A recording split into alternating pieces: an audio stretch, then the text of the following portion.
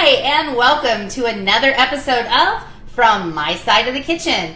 And welcome on this sweltering late September Sunday afternoon. Here in the northeast of Indiana, it is a record hot temperature right now. Totally not the mood that I am in. I am ready for fall, y'all. I am ready for pumpkin and kale and warm goodness cozy by the fire. So today we're going to pretend that it's not 127 degrees outside, and we're preparing a Parmesan crusted pork chop, a pasta salad with a Cesar dressing and yummy kale, and to top it off, we are having pumpkin gooey butter cake. Yummy! How can you not love that? But first, you know we got to start with a cocktail. Come on over, Kate. I am making today something a little different than what I normally have. Nothing with wine here. But my wonderful friend Brad at the Columbia City Builders Mart decided that he thought I needed to try some of their Traeger brand Bloody Mary mix. Now typically, a Bloody Mary is made with vodka. Let me tell you a little secret about myself. It takes about this much vodka inside a gin to bring out the inner asshole. We don't want that to happen live here on Facebook. So instead of a Bloody Mary, I am using this mix and I'm making a Bloody Maria. Now, what is a Bloody Maria? It is a Bloody Mary but made with tequila. So that's what we've got. I've got a clear tequila, and because everything's bigger at Costco, that's where I bought my tequila. And no, I didn't drink all of this today, okay? So that's what I'm using. A clear tequila and this wonderful, says it's a smoked Bloody Mary mix. Now, I have not tried this yet, though I feel pretty confident it's going to be excellent. You're going to see my real reaction here live on Facebook. So I've got my glass. Now, what I want to do is rim my glass. So in this dish, I've got some pickle juice. We had cucumbers agaga in our garden this year. So my wonderful, beautiful mother-in-law put our cucumbers up for us and made these amazing garlic pickles. So I've got the garlic pickle juice in here. I'm just going to rim my glass with that, because who doesn't love pickle juice? And then in this dish, I have a combination of salt, pepper, and celery salt. Okay, so rimming my glass with all of that goodness. Here we go. Now I'm going to add my ice cubes. Yum. Add my tequila. Get these out of the way. And here we go with the Traeger smoked Bloody Mary mix, which you can buy at Builders Mart. Check out their website, buildersmart.com. Here we go. OMG. This looks amazing. Okay. Set that there. I'm going to garnish with some celery and my little pickle and my olives. Grammy says you need a bigger glass. Okay, here we go. Oh, that is yummy. Okay, normally I like to say that I make just about the best Bloody Mary mix, but that is awesome. That is wonderful. Thank you, Brad. Thank you. That was wonderful. That will be a keeper. Okay, let's get this out of the way, and let's get serious. So, if you follow us on Facebook, which hopefully you do since you are watching us live on Facebook, from mysideofthekitchen.com, you'll know that this week we posted that at that point in time, we were almost at what, 600 followers, Kate? Yep. Okay, and we are striving to get to 1,000. Once we get to 1,000, we've got a big giveaway. A couple wonderful people have decided to partner with us, products that we've used here on the show, and they want to say thank you to us for using their products and say thank you to you all for watching and for tuning in. So help us get to 1,000. When did we post that? Wednesday? Tuesday or Wednesday. Something like that. We're already at, I think, 700. I think I just checked before. We're 4 away from 700. So we're at 696. Share, people. Come on and help us. Give stuff away. We can't wait. So There have been so many wonderful supportive people that have said great things when they see me out and about. I'm sure Kate's heard great things from people that have talked to her.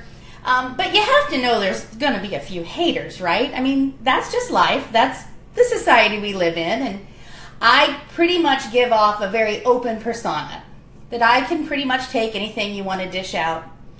Let me preface all this with one thing. My super, super wonderful brother-in-law and sister-in-law in North Carolina, I think went through their entire Facebook list and shared this page and invited all of their friends. So we got this huge rush of fabulous North Carolina people that are now following us.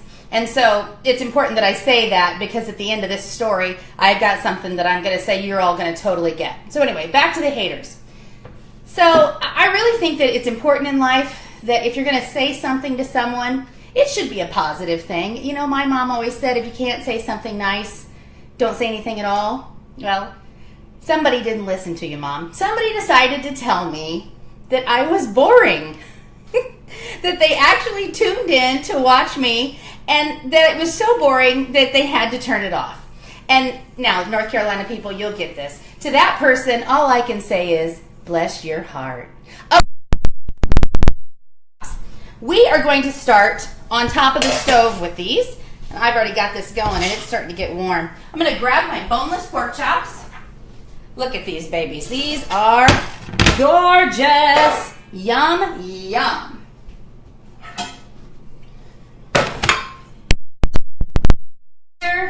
How many we got watching us, Kate? 14. 14 fantastic people. Hopefully none of you find me boring today. We're going to put a little bit of olive oil into our pan. Just a little extra virgin olive oil. And I do have this off of the burner just a little bit because I don't want it to smoke. I've got some Italian breadcrumbs I'm going to dump in here. I've got some paprika. Paprika is actually a combination of a variety of peppers, typically a bell pepper or a very mild pepper, dried and ground. If you've got people in your household that have tender tongues and don't like a lot of spice, paprika is a good substitute for your cayenne or your chili powder. Okay, let's mix that in.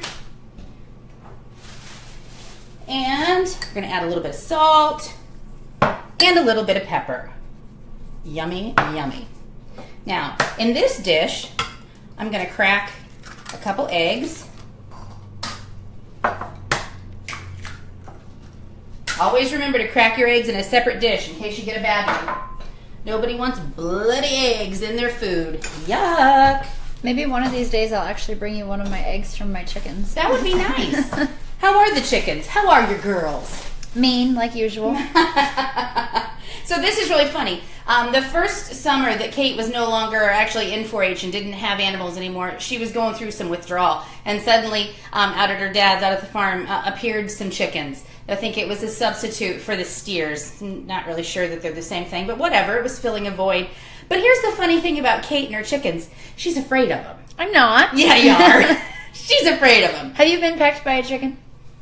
No, but you know what happened the other day? I was bringing Callie home from school, and a school bus was in front of us. We were headed down Bass Road, and the bus hit a chicken, and it was like, chicken feathers just went everywhere. It was terrible. It really was terrible. So, next we're going to grate into the breadcrumb mixture some Parmesan cheese. I am using my microplane. This is microplane brand, microplane. You're going to be able to go to our website, click on the link when we post the recipe for this, and you'll be able to purchase this microplane. I have had this guy for, I'm going to say, 6 or 7 years, maybe even longer. It has never once dulled for me. It is a wonderful, wonderful tool. It is great for grating Parmesan. You can grate nutmeg, which we're going to do here in a little bit. You can grate chocolate. I mean, there are so many wonders. You can grate the, this is actually called a zester. It's microplane zester, but you can grate the zest on citrus fruit. It is wonderful, wonderful, wonderful.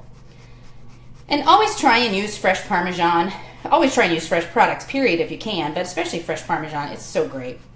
Okay, let's get that in there. Sydney says that the microplane can also be used as a karaoke microphone. You know what, Sydney? That is so true.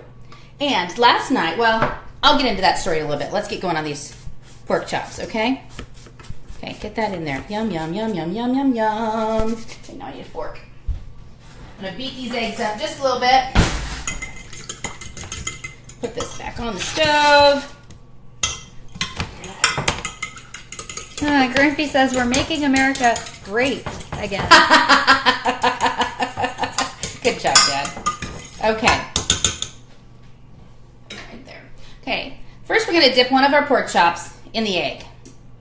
Now, you want to make sure that you let as much of the excess egg drip off the pork chop as you can. Otherwise, when you've got your breading on it and then you can put it in your pan, some of the breading may not stick. So go ahead and push that down in there. Oh. Hello, hello, hello.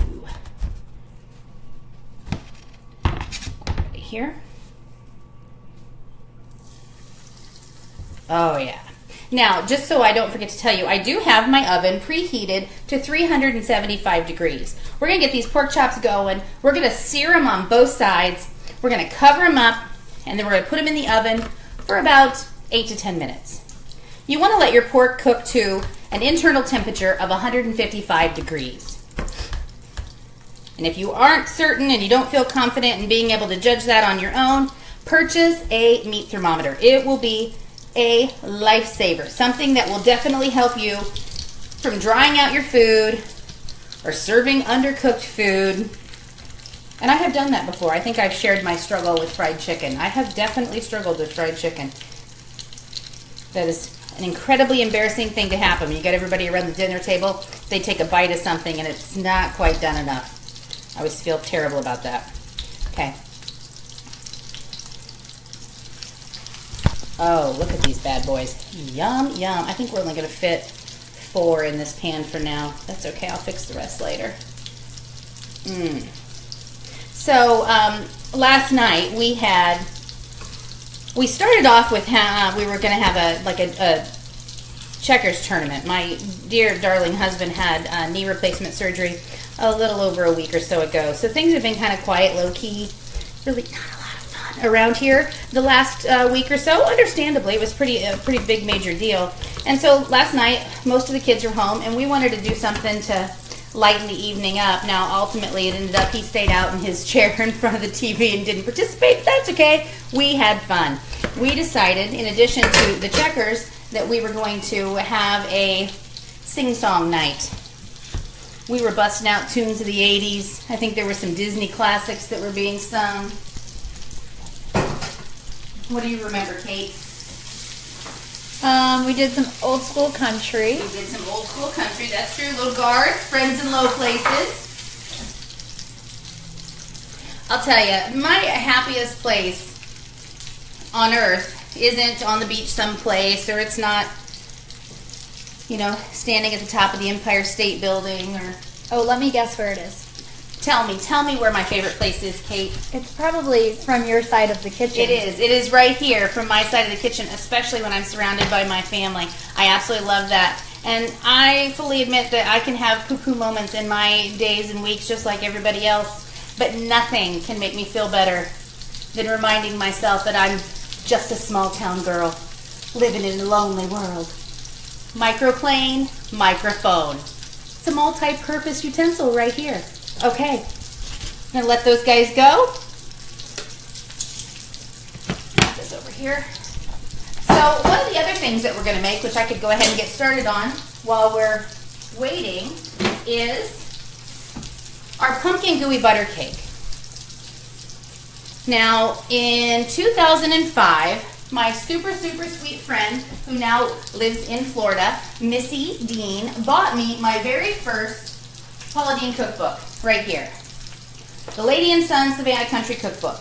I have used this thing to death. Tons and tons and tons and tons of times. Some of the pages are all stained, but it's a great cookbook. If you don't have it in your cookbook library, I highly recommend you add it. But one of the recipes in there, in her dessert section, oh, look at that bad boy. That's what I'm saying.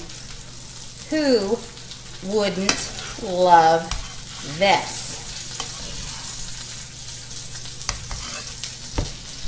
I'm sure there'll be somebody that doesn't love it, and they'll probably tell me, but that's okay.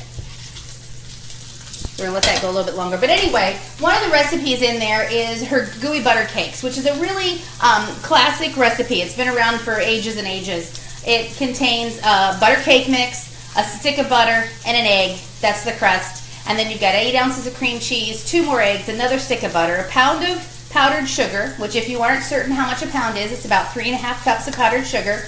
And then you can leave it just like that, mix it all together, pour it over the crust, bake it, or you can kick it up a notch and start adding all sorts of fabulousness into it. Today we're going to do it with pumpkin, and we're going to go ahead and get started on that while we're waiting on the chops. So, let's get this out of the way because we're not quite done with it yet. I think we need a sip of the cocktail. Oh my gosh, that is so good. So, so good. Rinse this off. Okay. So, I've got my butter cake mix. Just going to dump that in. And I need to melt a stick of butter. And this is just unsalted butter.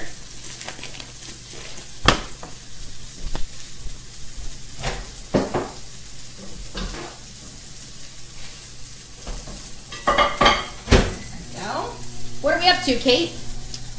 14, 15 currently. How many? 15. 15. Fantastic. 16. It's like, as I say the number 17, they just keep rising. How can you not love Are you folks sharing? No, you're not. I can see, just so you know. But that's okay. That's okay. Our last video where we had our lovely guest chef, my mama, we have almost reached 5,000 views on that. And in the last 2.5 weeks, our Facebook page has over 10,000 hits on it. I don't know about any of you, but I think that is just crazy awesome. I cannot even believe that. Okay, I think we're good on that. I'm going to cover these up, turn my burner off. I'm going to stick these in the oven, just like this. If you're going to do that, make sure you're using an oven-safe skillet.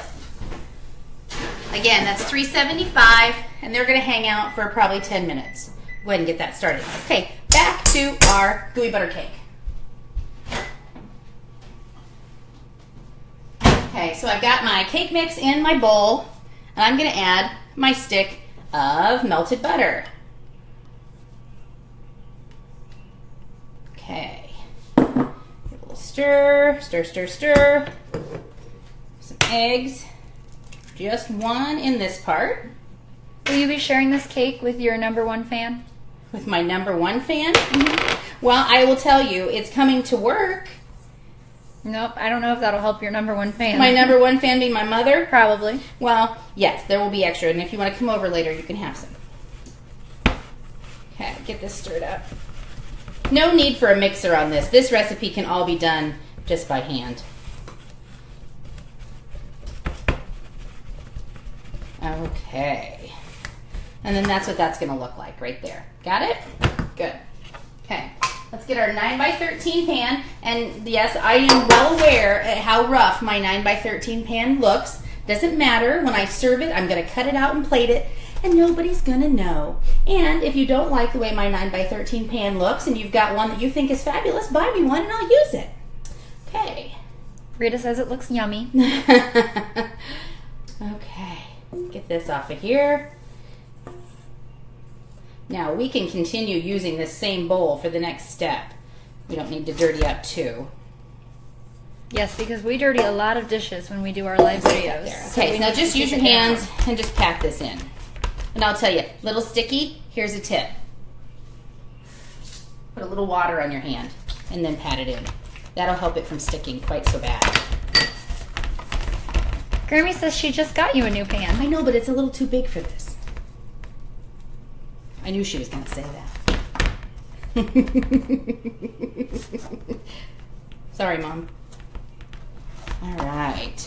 So this next step, and what's going to go on top of this, is, like I said, 8 ounces of cream cheese, another stick of melted unsalted butter, 2 more eggs, a cup of canned pumpkin, and that's just the canned pumpkin, not the pumpkin pie mix, because we want to add in our own spices, seasonings, and whatever. I don't want somebody else to tell me how my pumpkin's supposed to taste. I don't typically want somebody else to tell me anything, but I really don't want them to tell me how my pumpkin's supposed to taste. Okay, there we go. Yum, yum, yum. Wish you could smell these Parmesan pork chops that are in the oven right now, because they smell amazing. Okay, pat it out. There we go. Let me rinse my hands real quick.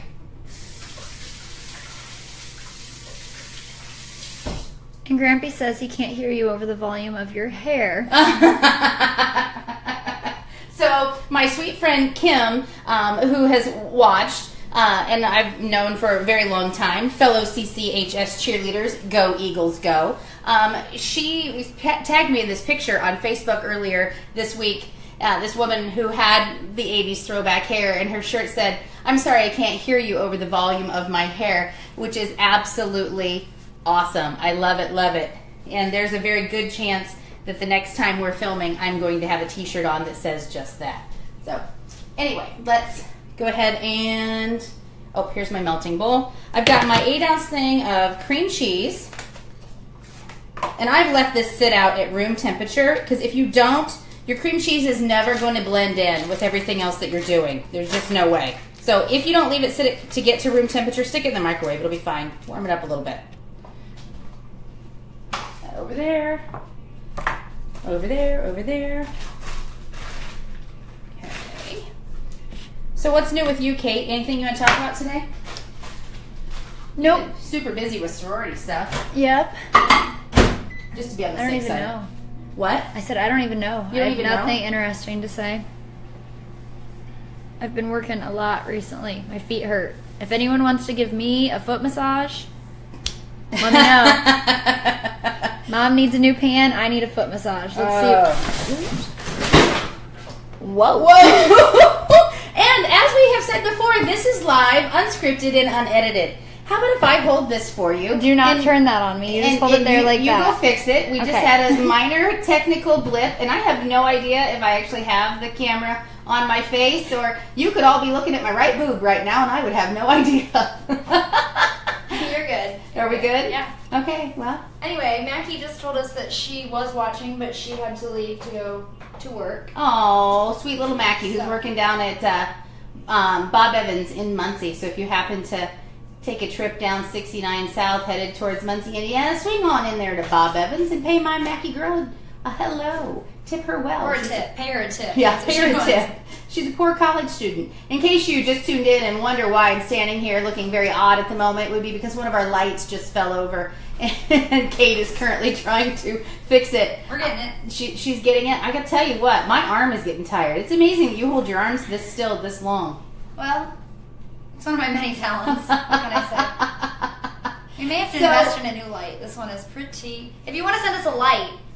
So this dish that we're making right now, the pumpkin gooey butter cake, one of the things that I'm adding to the filling is nutmeg. Now I am using fresh nutmeg. Nutmeg is the seed of a nutmeg tree, which is native to Indonesia. Just a little nutmeg fun fact for you today. I prefer to use the whole nutmeg seed and then use my microplane zester and zest that in. You can use about half the amount of nutmeg that the recipe calls for if you're grating in or zesting in your own fresh nutmeg. The flavor is so much stronger. It's a more pungent smell. It is so much better. Highly recommend buying the whole nutmeg seed and grating it into your dish. I've got the arm burns going on, girl. You're good. You're good. You I'm really almost need your ready. I'm almost done. I'll just sit here and sip on my drink. Now the viewers are tuning in. No. I bet they are. You got it back? Yep, Okay. And back to our regular scheduled broadcasting. Got my cream cheese here. Janice says she loves fun facts. You love fun facts? Awesome. Okay. Indonesian nutmeg. Who knew? I didn't know. I didn't know till I looked it up. I also didn't know for sure what paprika was until I looked it up. But now I do. What is paprika? Do tell us. Paprika Oh, I said, okay, I'll tell you again. Paprika. Oh, I missed it. I'm sorry. I was fixing the light, wasn't I? No. Oh. You were totally not. What are you, my kid? You weren't paying attention to me. I'm going to melt my stick of butter here just a second. Paprika is dried, ground varieties of peppers, a lot of bell peppers mostly, that are pretty mild in flavor. That's what I was saying. If you've got people with tender tongues that don't like a lot of spice, like I have a couple here in this house, I recommend substituting like cayenne or chili powder with paprika. Okay. Dump this softened butter in here. There we go. Yum, yum. Cream cheese, butter, eggs, powdered sugar. How can you not love this? Okay, I'm going to get my whisk out so I can get this blended together really well.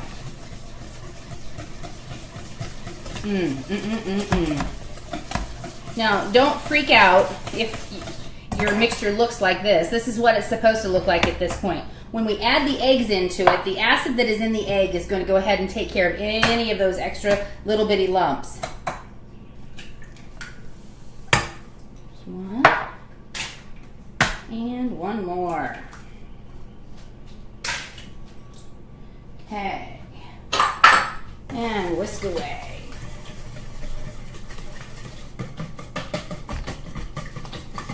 Now, the company that makes this particular zester, Microplane, they do have a product that is it's like a zest-proof glove that you can wear on your hands, so that way when you're zesting things, especially things that are very small and close to your fingers, you don't accidentally zest your finger into your dish. I will tell you, like I said, I've had this 6 or 7 years, something like that. I've never, ever once had it go dull on me. It is super, super sharp. So if you're worried about your fingers, I would suggest possibly purchasing something like that.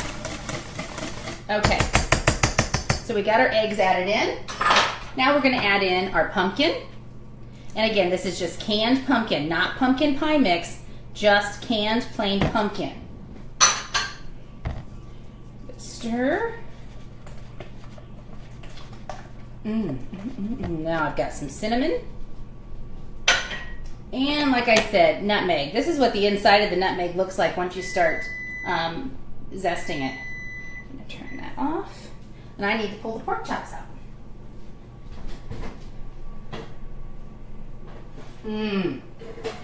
Oh my gosh. Now remember, this was in the oven, so the lid is going to be hot. I'm only saying that because I've made that mistake before. Oh, look at those bad boys. These are going to be so juicy, so tender, and so full of flavor. And serious, I'm not even kidding you. These could not have been simpler. Amazing. We'll get back to that in a minute. They're just going to sit there and rest, hang out. Okay, let's zest some nutmeg, yo. Okay.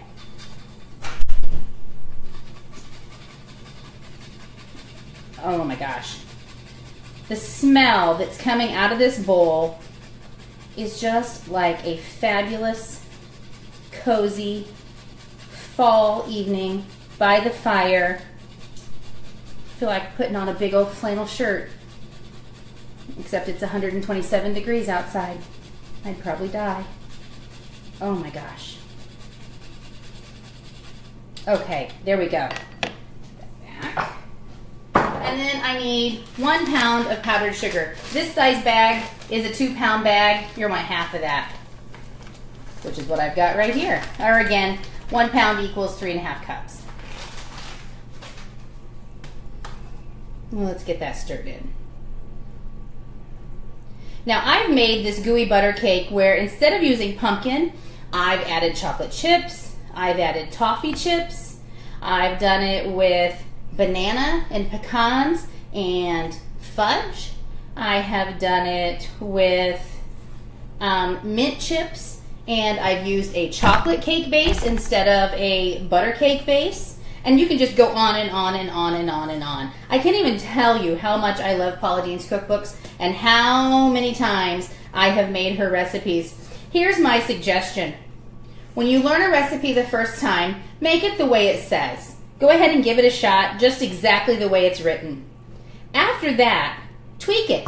See what you like. See what you want to change. If it calls for pecans and you prefer walnuts, change it. Or if it calls for chocolate, semi-sweet chocolate chips and you prefer milk, change it. After you try it the first time, go ahead and make that recipe your own. Okay. Oh my golly. Now we're going to go ahead and pour this on top. Yum, yum, yum. Now, like I said, this is called a gooey butter cake. So we're going to bake this in a 350-degree oven for between 45 and 50 minutes.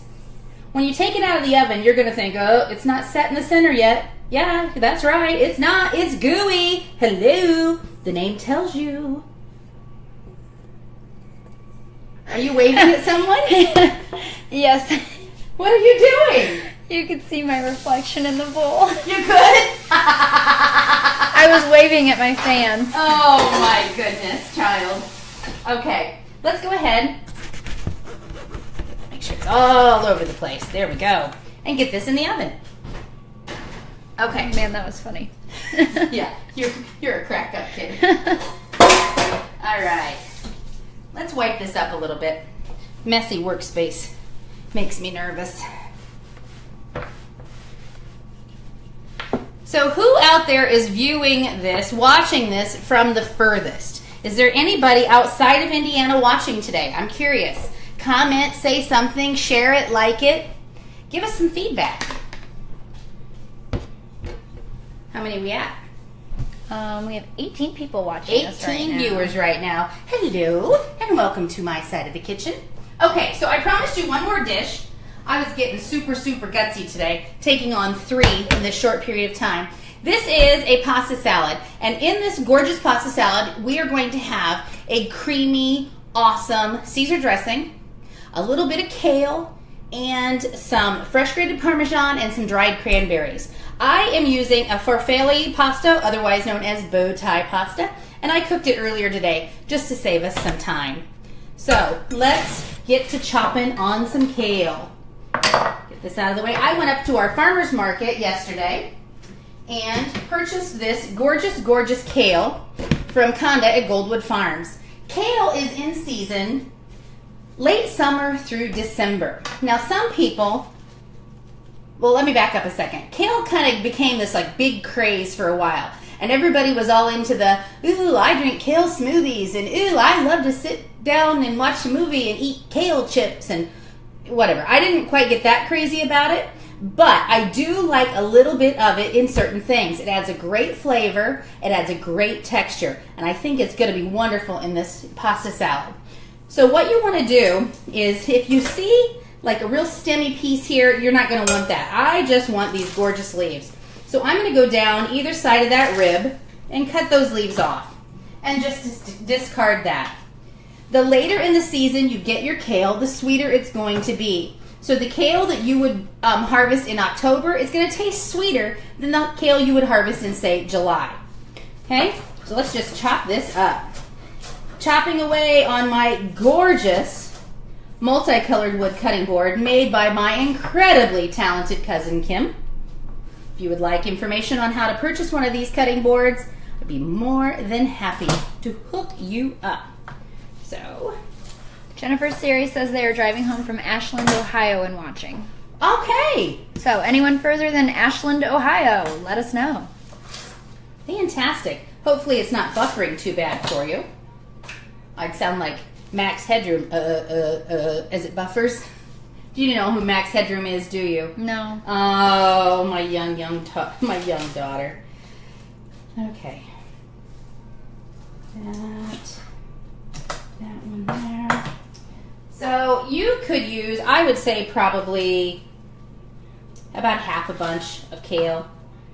And this was a 1-pound box of farfalle pasta, which otherwise known as bow tie pasta. So how much is a bunch of kale? It's probably, once you get it chopped up, it's going to be about 2 cups. I would say. Again, this is a pasta salad. We're not splitting the atom here. It doesn't have to be exact. Kale, just a little kale fun fact, is super, super high in vitamins K, A, and C. It's got a ton of calcium in it and a surprisingly high amount of protein in it as well, considering it's a green leafy vegetable, which I think is one of the reasons why people got on this big old kale bandwagon and, you know, wanted to claim it to be the superfood. I always thought that this was just stuff that they would garner, like cover up the ice in salad bars with, like when you would go to Pizza Hut. Isn't that what they would use, was this kale? Somebody decided to eat it one day, and here we are, putting it in a pasta salad. Okay.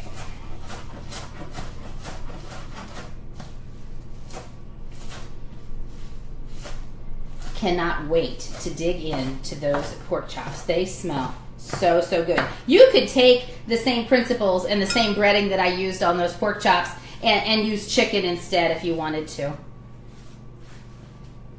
I think that looks good. Super good, super good. Get that out of the way. Like this up. Yummy, yummy, yummy. It's time for a little more of my fabulous Bloody Mary. Made with actually it's Bloody Maria, Traeger smoked Bloody Mary mix. Okay, so I've got my pasta and I've got my kale.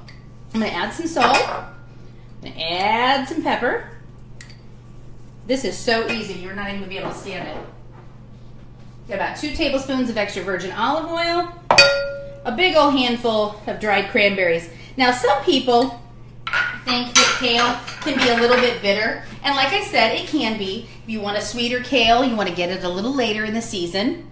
But I think that the combination of flavors that we're going to have in this pasta salad, that little bit of bitterness is going to really, really complement everything that's going on. So we've got kale, we've got dried cranberries, we've got our pasta, we've got olive oil, we've got salt and pepper. And this is just Caesar salad dressing. You can make your own if you want, or you can buy a store-bought Caesar dressing. Make it easy on yourself. I do not believe for 1 minute that every single thing that you're serving has to be 100% homemade. Who has time for that? I don't. Ain't nobody got time for that. And again, let's bust out our microplane and add some this great Parmesan cheese. Oh, look at how gorgeous this is. Not only would this be great just on a weeknight, you could add some grilled chicken to the top of it if you wanted to make it the entire meal. But wouldn't this be beautiful at your, Thanksgiving table? It would be gorgeous. Oh. My husband seems to think fruit doesn't belong in things like this, but what's he know? Again, using my amazing microplane brand zester. OMG. Oh. Okay, now we need to toss this guy up. Let's use this one and this one. Yum, yum.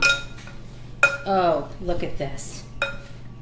Oh, that Caesar dressing, those cranberries, the fresh Parmesan, and that gorgeous, gorgeous kale. Oh, gosh, this looks so good. Who could even stand it? What do you think, Kate? It smells really good, too. Does it smell really good? It does. Okay, well, you know what? I can't wait. I have to know what it's going to taste like. Shh, don't tell I'm going to eat it right out of the bowl. I yell at other people. That's one of her biggest pet peeves. It is one of my biggest pet peeves. It drives me crazy. But you guys won't tell on me, right? Okay, here we go. Mmm. Oh my gosh. That combination, that little bit of the sweet from the dried cranberry, that just really, really faint hit of, I don't even want to say bitter because that has such a negative connotation, but that great flavor from the kale and that, Caesar dressing and that fresh Parmesan. Yum, yum, yum. That is so stinking good. Oh my gosh, I can't even stand it. Okay. Put that over there. Let's check out these pork chops. Oh, look at that. Look at that. Let's see. We're going to have one of these puppies. See, I thought I'd be having Panera for dinner because that's my usual Sunday night before chapter meetings dinner. But I'm thinking I'm having some chicken. How about pork chops? That's what I meant. I'm having I'm having some pork chops. Some pork chop. I'm thinking I probably won't even need a knife, but I'm going to bring one over just in case. Lori says, is that bow tie pasta? That is Farfalle is bow tie. That's absolutely right. Oh my gosh, look at this. Just perfect. Still juicy inside, but completely done all the way through. I just seared these pork chops in a little olive oil on top of the stove for about 3 minutes per side. Put it in the oven at 375 for 10 minutes. Done. Here we go.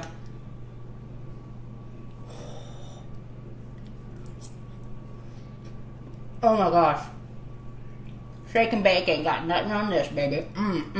This is so good. That is so yummy. Now, like I told you, the gooey butter cake, which is going to be the grand finale for this fabulous meal, takes between 45 and 50 minutes. Now, we could stand here until that's done, and I could keep drinking this Bloody Maria, but I have a feeling I would lose most of you. So, fortunately, I baked one ahead of time. This is what that bad boy's gonna look like when it comes out of the oven, okay? So let's cut him up.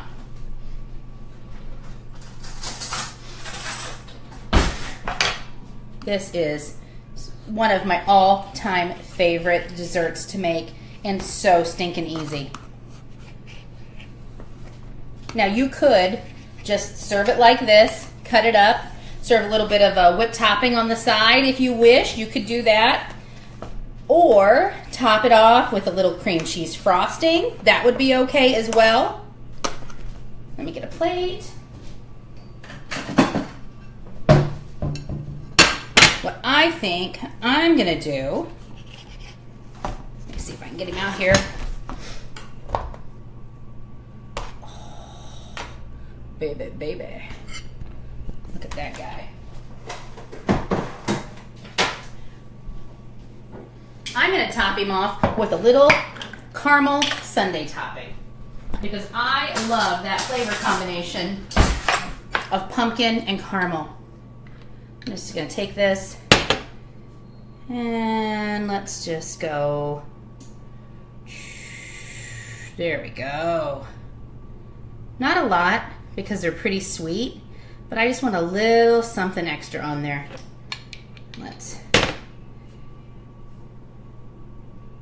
There we go. You could even drizzle some, or sprinkle some pecans on top of that, which would be wonderful. Pumpkin, caramel, oh, and I'm not wasting that. Who are we kidding? Okay, here we go. Pumpkin gooey butter cake with a little bit of caramel on top.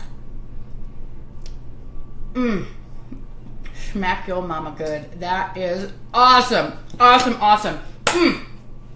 So wonderful. We have made Parmesan crusted pork chops, a Cesar kale pasta salad, and pumpkin gooey butter cake. And we've been on for how long? We've been on for just over 40 minutes. Just over 40 minutes. So I think with that, I'm going to keep eating. I'm probably going to keep drinking. And we're going to wrap things up. Thank you so much for once again tuning in and joining us here from my side of the kitchen. Please remember, share, like, comment. We love to hear from you all. Love it when you send us pictures of the things you've made. Check out our website from mysideofthekitchen.com. And until next time, cheers.